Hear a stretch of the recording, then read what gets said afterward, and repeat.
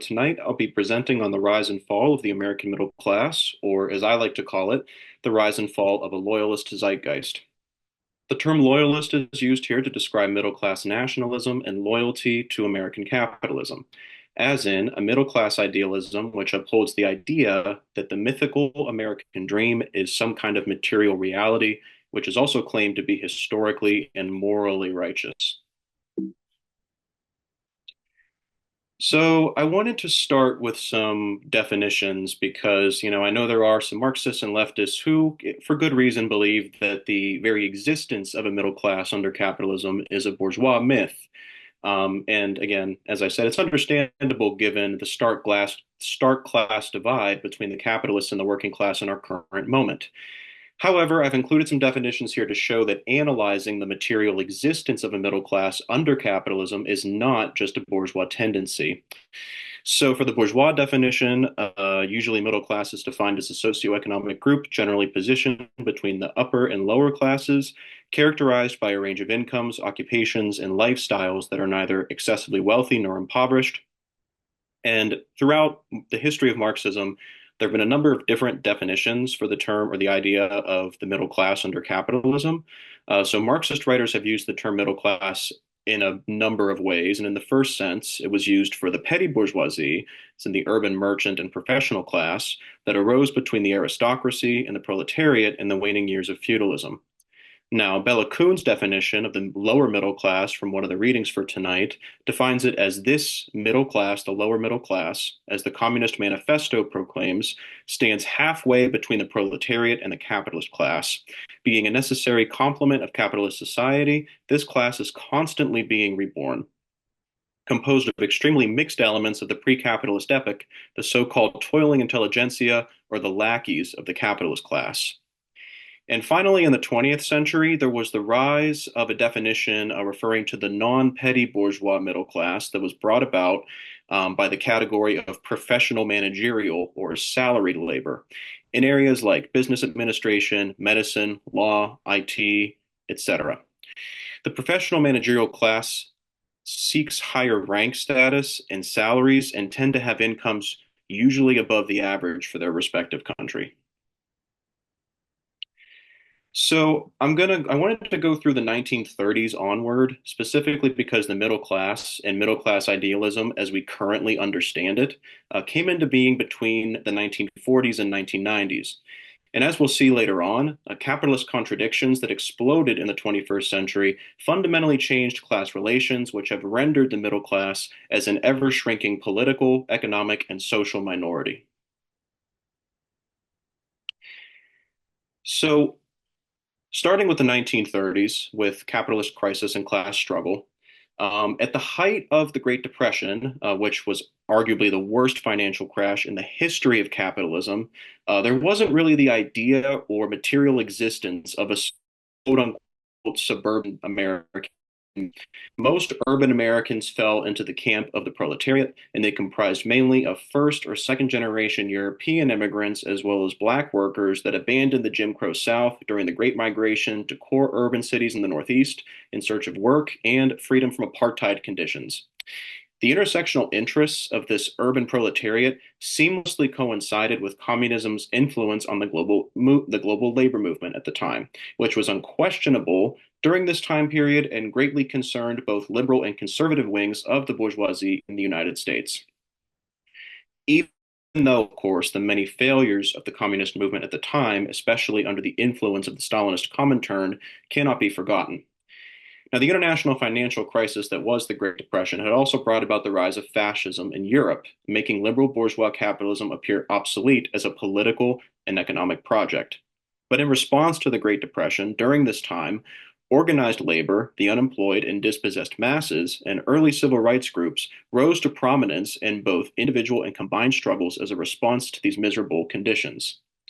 So while these groups challenged the bourgeoisie from the left, fascism appeared to many among the bourgeoisie at the time as the only viable alternative that could save the capitalist mode of production.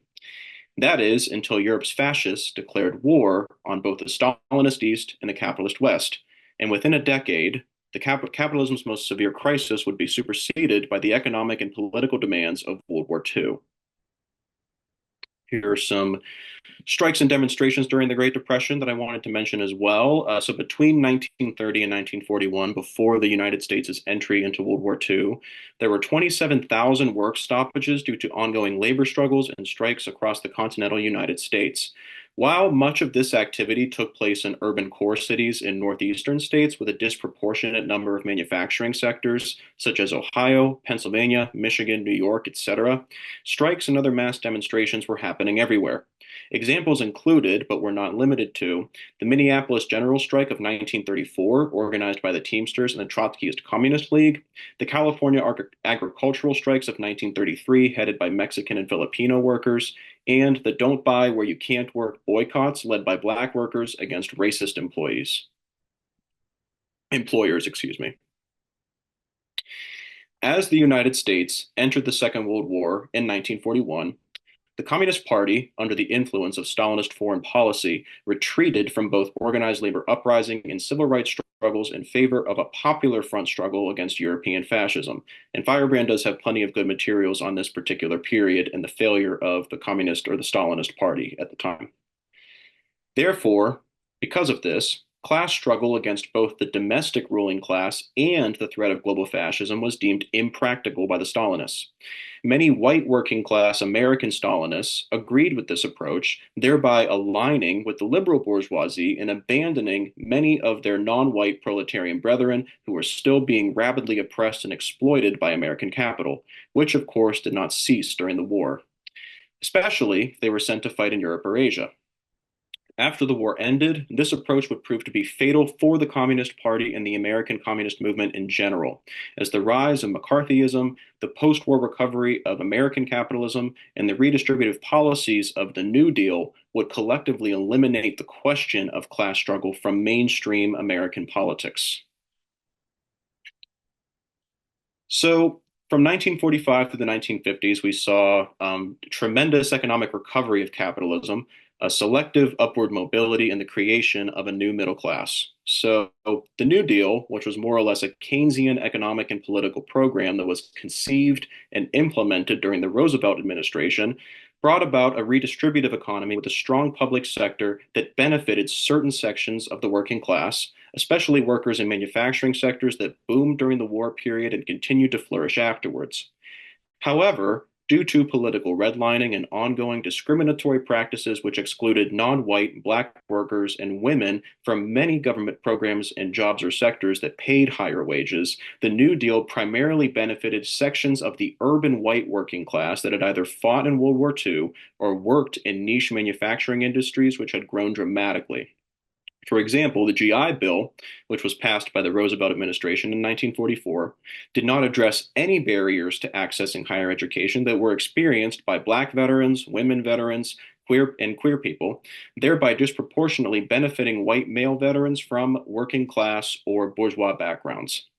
In essence, this particular section of the white working class was bribed with the promise of a new American dream, and since they were experiencing real material gains through the New Deal's selective upward mobility initiatives, political loyalty to bourgeois society, and this powerful new form of quote unquote Americanism quickly became ironclad. So in the 1950s and 60s, the federal government also implemented urban renewal initiatives, which directly funded the demolition of blighted areas, or quote unquote blighted areas, which were primarily non-white and poor urban communities, to make room for private sector development and in-demand consumer hubs, like shopping and entertainment districts, for the new middle consumer class and the petty bourgeoisie. In addition, urban renewal eliminated the infrastructure of entire urban working class communities to make room for highways, which connected America's new suburban workforce to their employers in the cities. Now, urban renewal was presented as being directly tied to this new vision of the American dream, despite the reckless devastation of poor and non-white working class communities throughout its implementation. In addition, the new suburban developments directly tied to the greater goals of urban renewal were largely inaccessible to Black, brown, and queer residents of the urban centers, as well as low-wage working class demographics. I should also note that during this time, rural communities in areas like the Rust Belt and Appalachia did not benefit from the New Deal or urban renewal to nearly the same degree as the urban metropoles. In fact, many manufacturing sectors began to abandon rural America as early as the 1960s, thereby creating an unemployed white working population that could not join the ranks of the new suburban middle class. But the subject of rural poverty is another subject which I may address in a future session. So then came the 1950s, which was, again was the rise of the middle class family, the resurrection of the Protestant work ethic, and consumerist cultural hegemony, all of which formed this new American zeitgeist at the time. And the cultural phenomenon of middle class nuclear families, coupled with hardline Christian religiosity and unwavering American nationalism, renewed political loyalty to capitalism and propagated the hatred of communism, as well as any ideas that were perceived as quote unquote left wing in general, such as civil rights, secularism, etc. Now, an Americanized version of the Protestant work ethic promoted the false notion that any hardworking American, quote unquote, who upheld Christian family values would be able to enjoy the fruits of a middle class consumer lifestyle in idyllic suburban households. All of these factors crystallized into what we now know as American pop culture. And I would argue that this new form of middle class cultural hegemony, while being a direct product of capitalist cultural hegemony, was an everyman ideology that deeply resonated with quote unquote the common American, thereby creating an unchallengeable hegemonic superstructure of American idealism. Any countercultural or contrarian tendencies, including but not limited to atheism, rock and roll music, queerness or LGBTQ identities, and so forth, were not to be tolerated. And those who questioned the middle class family superstructure were deemed as either un American or communist. So then we get into the 60s, going into the early 70s. You had a middle class counterculture in response to the civil rights era. So in the 60s, an entire generation of middle class Americans born during the post war years reacted against the constrictive cultural norms of the 1950s. This tendency grew in conjunction with a rapidly evolving civil rights movement that had transformed into a massive force for civil unrest and directly challenged the established order. However, despite this periodic intersection, the civil rights movement and middle class counterculture had very different goals, ideologies, and methodologies when it came to fighting the system. Also known as the hippie movement or the free love movement, this middle class countercultural tendency advocated nonviolent agricultural communal structures and music festivals as legitimate alternatives to capitalist society instead of a proletarian revolution. While there was certainly no dearth of working class hippies, the hippie movement was primarily driven by ideas that responded to conservative values via cultural idealism rather than revolutionary materialism, which is why they didn't call for a militant overthrow of capitalist imperialism or the racist political and economic byproducts that were the material objects of struggle for the civil rights movement and its more radical wings. Rather, hippies believed that a categorical rejection and abandonment of the social order via voluntary communes, music festivals, and psychedelic experiences would change the world for the better. Armed struggle or revolutionary working class consciousness weren't necessary for this to be achieved. In addition, while hippies did play a role in protesting the Vietnam War, ending the war was their only significant political demand. These protests did not extend to questioning or challenging capitalist imperialism or anti communism, both of which directly caused the war in the first place. So now we get into the 1970s and the end of the Cold War. So the 1973 oil crisis brought about a dramatic rise in inflation, unemployment, and dollar devaluation. So in response to this, the American bourgeois state gutted government spending and New Deal programs that had created the new middle class and maintained historically high union membership among certain sections of the working class. So, just a note for point two as well, the onset of neoliberalism's reign in the United States was introduced during the Carter administration, despite the presentation of him as a humanitarian in bourgeois media and historic and history books. We also mustn't forget the Carter administration's contribution to imperialist war crimes through his foreign policy initiatives.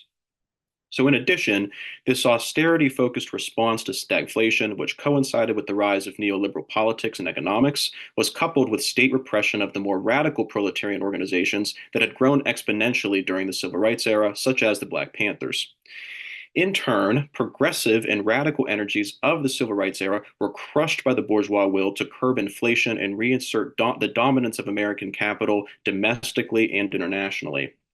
And this paved the way for a dramatic rightward shift in middle class political and social consciousness, which culminated in the Reagan administration.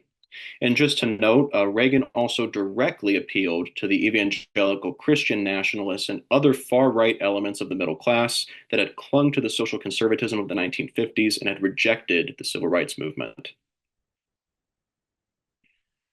So just to continue with the 1980s, in the 80s, capitalist consumer culture on steroids was wholeheartedly embraced by the professional managerial middle class that had left counterculture behind and entered the white collar workforce. While the blue collar middle class, such as union laborers and niche manufacturing and heavy industry sectors, fell back into the ranks of the proletariat due to deindustrialization, austerity, and unemployment, especially consisting of workers from black and brown urban communities and white working class rural communities. The new professional managerial middle class rapidly ascended into salaried corporate jobs with stock options and lower costs for consumer goods. Quote unquote, greed is good, a mantra derived from the 1987 film Wall Street, was the professional managerial middle class mindset throughout the decade. So, to cap off the 1980s up until the early 90s, with the collapse of the USSR and the quote unquote end of history, when the Soviet Union officially dissolved in 1991, arch supporters of capitalism, such as the bourgeoisie, of course, bourgeois intellectuals, middle class conservatives and liberals, religious figures, political elites, and so forth, hailed this period as the final defeat of Marxism and the Marxist conception of history. Francis Fukuyama, a liberal political scientist, anointed this period as the end of history, as in, the capitalist era had officially become the final era of human history, and any prospect for international communism was rendered obsolete. The petty bourgeoisie and professional managerial class in particular embraced this new idea, and the cultural and political hegemony of the middle class consumer, idealistic as it was and still is, rose to even greater prominence than it had in the 1950s. So, moving into the 90s up until the early 2000s, we had an era of political nihilism and the reassertion of the middle class family hegemony. So it was characterized by a stubborn middle class intellectual trends that rendered all leftist ideology as impractical or utopian and firmly upheld centrist neoliberal idealism. And now this tendency was nihilistic in the sense that capitalism was considered to be inevitable, and communism, or any alternative to capitalism for that matter, was presented as impossible or utopian. So any intellectual, moral, or political justification for overthrowing capitalism was deemed as a hopeless endeavor at best and adventurism at worst, since leftists supposedly ignored the USSR's collapse and capitalism's seemingly global triumph. So this also was coupled with the reemergence of the nuclear family as a social and cultural ideal. And the professional managerial slash salaried careerism was once again presented as an opportunity for upward mobility and access to an idyllic middle class lifestyle. So you are constantly being told that if you get a college degree and work in a field that's in demand, like STEM, finance, law, or medicine, you'll be a success. And note that this capitalist measure of success is strictly characterized by vocation and education level. So then we move into the 2000s, which was, of course, an era of neoconservative reaction and a nationalist or imperialistic fever pitch. So before 9/11, middle class support for the right was defined by nuclear family values, conservative religiosity, and unwavering support for the mythical American dream. However, 9/11 awoke a hyper-protectionist and nationalist mindset within the middle class cultural psyche, which had remained relatively dormant since the end of the Cold War. The reawakening of this mindset culminated in full-throated support for war in the Middle East, despite the timid opposition of relatively small sections of the liberal middle class. The 2000s were arguably the last time in history when middle class political idealism in the United States was united behind national chauvinism and imperialist fervor, as the years that followed would fundamentally change class politics in the United States. So then we move into, of course, the financial crisis, and really, I would say the Obama years, where you have the 2008 financial crisis, which kicked it off and was this most severe capitalist downturn since the 1929 Wall Street crash and Great Depression. And on a domestic and international scale, billions of people became unemployed and unhoused. So while the working class and poor were disproportionately affected by the crisis, of course, the socioeconomic fracture of the middle class was another consequence. So, heading into the 2008 financial crisis, middle class Americans took on significant levels of debt, particularly in the form of mortgage debt and credit, in order to maintain their consumer lifestyles and, in many cases, just to survive. However, as the working class knows all too well, the rising cost of living, coupled with the stagnation of wages over the past 4 decades, has eliminated the viability of upward mobility, as well as any hope of paying off major debt, even for those who consider themselves to still be middle class. Today, the student debt crisis bears a most striking parallel to the crisis of 2008. And the chart I included here is called a TED spread percentage chart. And the TED spread is an indicator of perceived credit risk or taking out credit or debt in the financial system, which increased significantly during the 2008 crisis. Also wanted to mention as well on the fracturing of the middle class, certain salaried jobs that were once considered middle class, such as medical professionals, service sector managers, academics, low-level administrative workers, entry-level lawyers, legal clerks, and many more, fell into lower income brackets. Now, while petty bourgeois households recovered from the crisis faster due to investments in stocks and other assets, American households that were traditionally considered to be middle class lost homes during the foreclosure wave, and credit scores were irreparably damaged. The brutal contradictions of capitalism, which were already well known to the working class, poor, and marginalized around the world, had come home to roost, and the utopian middle class American dream was definitively proven to have been nothing more than a ruling class fantasy. And even despite all of this, Barack Obama was presented as the liberal reformist solution to financial capitalism and austerity run amok, despite his deep ties to Wall Street. But we all know how that turned out. So with the collapsing effects of the financial crisis on bourgeois politics from 2008 onward, those who still considered themselves to be middle class fell into two competing camps of bourgeois electoralism: the petty bourgeoisie and rural middle class, both of which responded to the financial crisis with reaction, wholeheartedly embraced Trumpism in 2016 and the protectionist, xenophobic, and scapegoating rhetoric that was and still is being spewed by the right wing of American capital. The lower income bracket, on the other hand, embraced the liberal reformist wing of American capital and became known as the Brahmin left, which is a middle class idealist phenomenon that the Left Voiced article for tonight points to in analyzing Elizabeth Warren and other market apologists like her in the Democratic Party. As everyone on this call also knows very well, neither political wing of the divided bourgeoisie will fix the integral contradictions of capitalism. No amount of middle class consumer idealism will overcome or even diminish the catastrophic conditions caused by American imperialism and its death agony. So, some concluding thoughts and some potential implications for wrapping up here before we get into the discussion portion.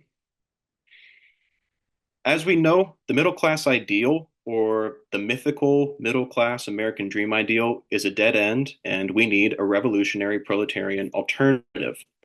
So while the material basis for a select American middle class consumer once existed in the New Deal era, American capitalism's greatest tool of social manipulation could not overcome the contradictions of capitalism itself. And this idea is also manipulative in the sense that many Americans feel that they are merely temporarily embarrassed middle class consumers, rather than John Steinbeck's claim that most Americans view themselves as temporarily embarrassed millionaires.